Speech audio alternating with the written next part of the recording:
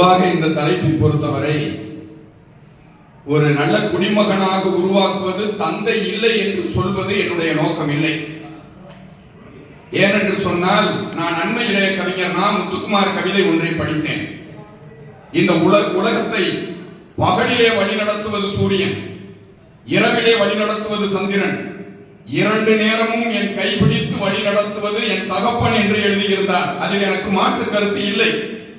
ஆனால் தலைப்பினுடைய நோக்கம் ஒரு நல்ல குடிமகனாக மாற்றுவதில் பெரிதும் பங்கு வகிப்பது யார்? நல்ல தலைப்பு புரிஞ்சுக்கிறோம் ரமணி ஐயா. நான் ரெண்டு பேருக்கும் உண்டுன்னு நான் பாசிட்டிவா பேசிக்கிட்டு இருக்கேன். இன்னைக்கு சூரபத்மனை அழித்த கந்த சஷ்டி விழாவை கொண்டாடுகிறோமே.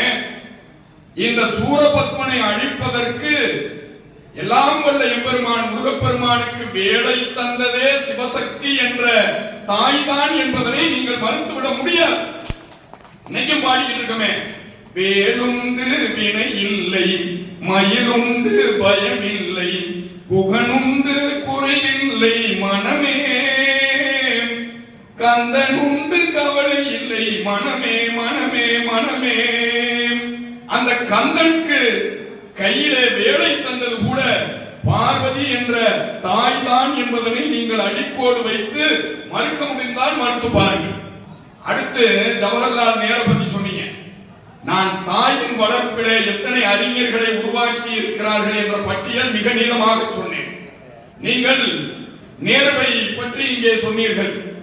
நேருவுக்கு இணையாக சுதந்திர போராட்ட களத்திலே தீவிரமாக உழைத்த மோகன்தாஸ் கரம்சந்த் காந்தி என்ற ஒரு மனிதனை மகாத்மாவாக மாற்றி காட்டியது தாய்தான் என்று அவர் சத்திய சோதனையிலே எழுதுகிறார். மறுக்க முடிஞ்சா மறுத்து பாருங்க. சத்திய சோதனையிலே மிக அற்புதமாக எழுதுகிறார். ஏன் சங்க காலத்திலிருந்து வாங்க, தாய் எவ்வளவு செய்திருக்கிறான். தாய் இல்லைன்னா ஒரு இளைஞன் இல்ல. நீங்க தந்தை மகற்காக்கும் நன்றி அவையத்து முந்தி இருப்ப செய்யலாம் சொன்னீங்க. சங்க இலக்கிய கவிஞர் என்ன சொல்றான் தெரியுமா? ஈன்று புறந்தறுதல் எந்தரை கடனே, சான்றோன் ஆக்குதல் தந்தைக்கு கடனேன்னு சொல்றேன். ஈன்று புறந்தறுதல்னா பெற்றுக் கொடுப்பதோடு கடமை முடிந்து விடுவதில்லை, அது தலை கடன் தான். ஆனால் அது தவிர்த்து பல கடமைகளை செய்பவன் தாய்தான் என்பதனை நீங்கள் உணர்ந்து கொள்ள வேண்டும். முதல் நாள் போரில் தந்தை இறந்து விடுகிறான், இரண்டாவது நாள் போரிலே தமையன் இறந்து விடுகிறான், மூன்றாவது நாளும் போர்ப்புரை கேட்கிறது. தன் குடிக்கு ஒரே மகன், அவனை அழைத்து சீவி முடித்து சிங்காரித்து சிவந்த நெத்தியிலே பொட்டு வைத்து செல்லடா மகனே செருக்களத்தை நோக்கி என்று அனுப்பினான். ஒரு வீரத்தாய் என்று சொன்னால் ஒரு வீரனை உருவாக்குவது கூட ஒரு தாய்தான் என்பதனை சங்க இலக்கியம் நமக்கு பதிவு